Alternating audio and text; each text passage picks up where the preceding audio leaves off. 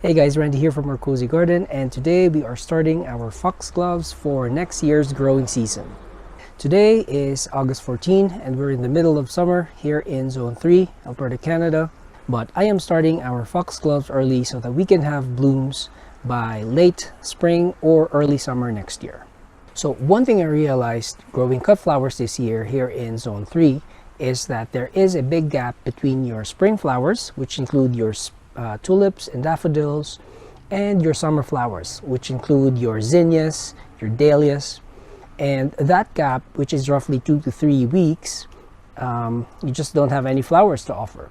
So I did a little research, and based on that, I learned that some plants can actually flower in between your spring and summer flowers. And that includes foxgloves, delphiniums, and lupins. Now, those three are actually deer resistant, meaning we can grow them outside where there's deer or there's jackrabbits and they don't touch them. So I realized that those three flowers will be perfect for the land that we are renting for next year's growing season. So we are planning to start foxgloves twice in a year. One is during the spring and one is during late summer, or midsummer in our case. And the reason for that is foxgloves that are started in spring will flower late summer. But foxgloves which are started late summer or midsummer in our case, because we have a very short growing season, they hopefully will flower by late spring or early summer next year. Now I am starting them in soil blocks under grow lights. That's why I have my soil blocker here. And the reason for that is a few weeks ago I tried starting them, sowing them here in outdoors in our garden, and nothing came up. So I thought maybe if we start them in a more controlled environment, then I would improve my germination rate. So now I did purchase better seeds as well, but it took me time to get them here because I did a mass order. And this one is from Johnny's. This is a Dalmatian peach foxglove. Now this is these are pelleted seeds, and because they are pelleted seeds, they usually don't last long in the packet, so I need to start them anyway.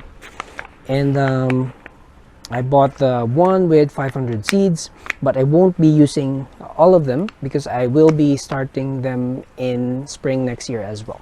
And one of the reasons why I bought them is I've had great success with pelleted seeds from Johnny's, and that's where we bought and started our lisianthus from, our eucalyptus from, which we are enjoying this year.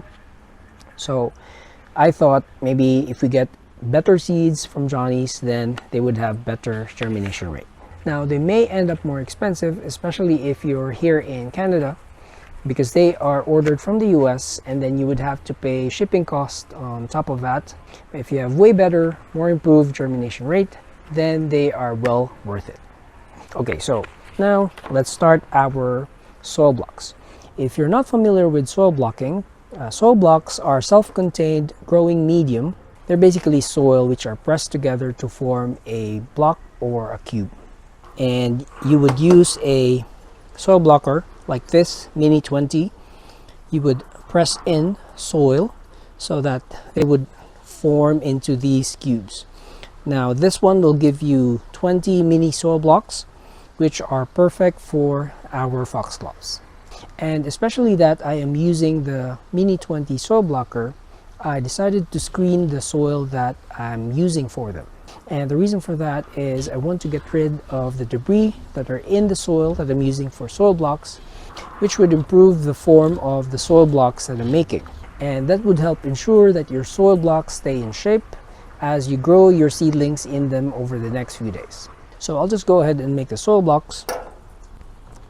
This one would need some water in it so that it will hold its shape.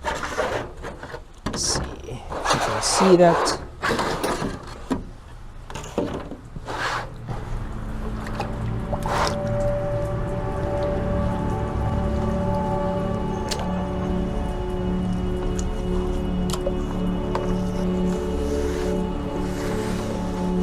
So when I added water, I need to make sure that I am not putting too much water in it, enough that it can hold its shape like that, but not dripping. And I think that's just perfect consistency for making sow blocks. Make a clump right like that. Press it down, do some wiggle. I find that wiggling it like that help give it some compaction. And then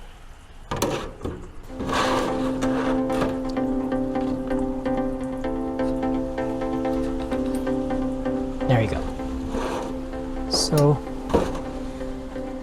that's our 20 mini sow blocks.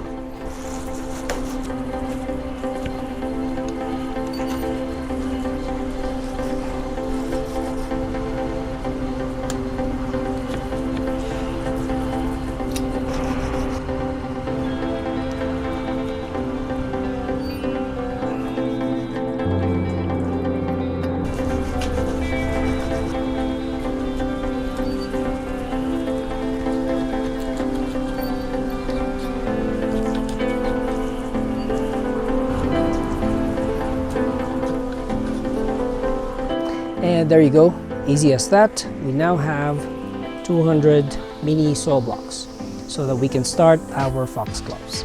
Now I ordered 500 pelleted seeds from Johnny's, but I won't be using all of them because we will be starting foxgloves on spring next year as well.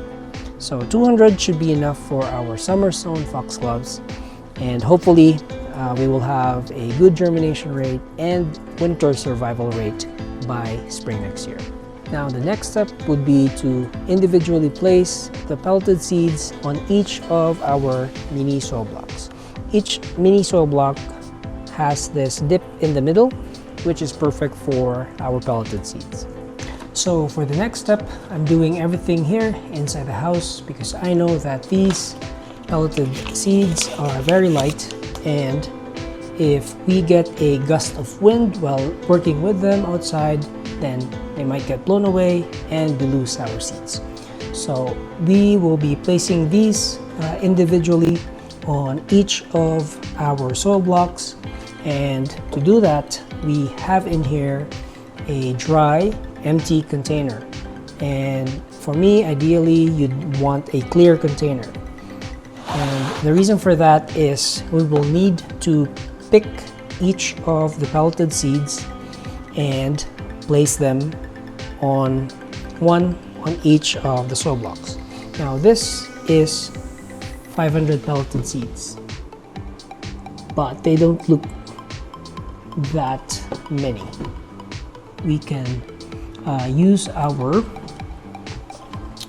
toothpick to pick them one by one from our container, and then we can place them on our sow blocks.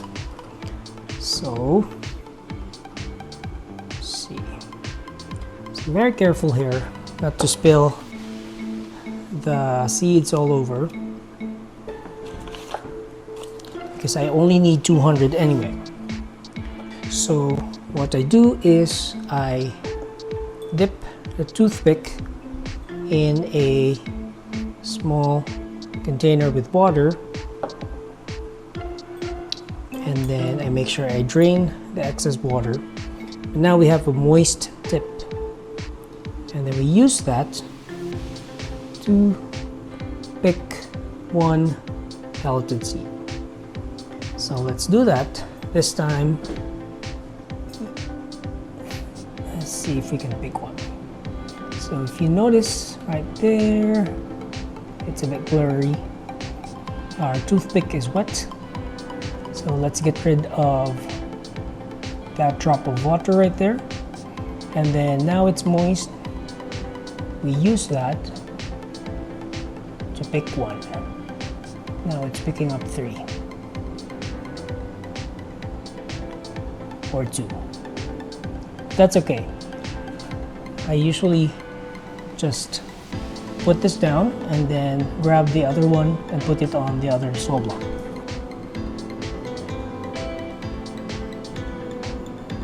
There you go. Ideally in the middle. And another good thing with having a small cup of water right here is I can wash any dirt that sticks to our toothpick. Now make sure we don't have too much water on the toothpick, and then we can now pick the pelleted seeds individually.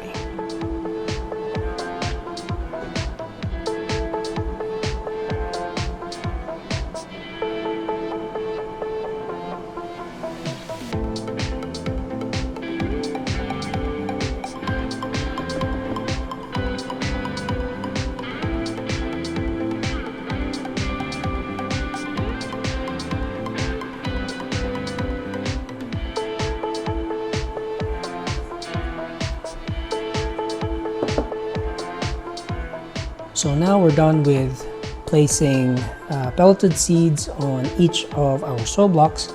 We can now put our vermiculite on top. Now you have to remember that foxgloves need light to germinate. So we can put vermiculite very lightly on top, just enough to help control the growth of algae in the next few days.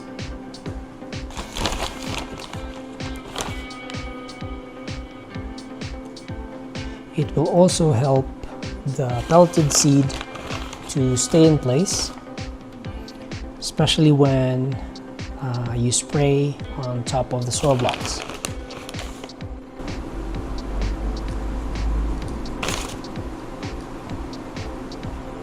So usually when I start soil blocks, right before putting in the humidity dome, I do a very light misting.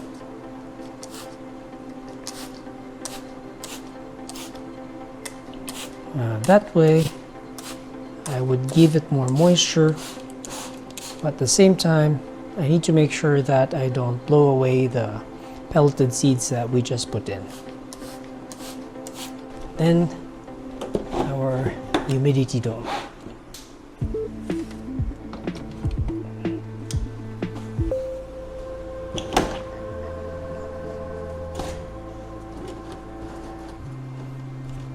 And there you go, that's our summer sown foxgloves.